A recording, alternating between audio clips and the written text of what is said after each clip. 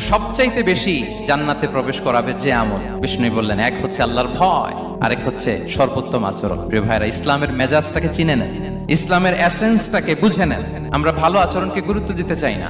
অনেক নামাজি লোক দেখবেন নামাজ পড়তে পড়তে কপালে কালো দাগ ফেলে দিচ্ছে, বাসায় বউয়ের সাথে খারাপ আচরণ করে, খিটখিটে মেজাজের, প্রতিবেশীর সাথে শুধু ঝগড়া, কলিগদের সাথে ঝগড়া, মারামারি, দুঃসম্পর্ক, এরকম আছে না? নাই বলেন, আছে না? কিন্তু নামাজি, অনেক বড় হাজি, একদিনও কোরআন তেলাওয়াত মিস হয় না।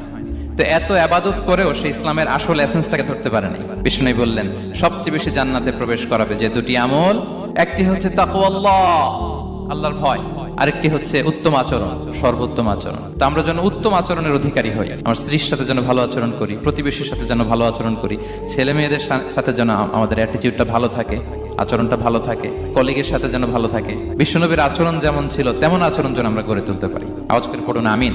শুনানে আবু দাউদের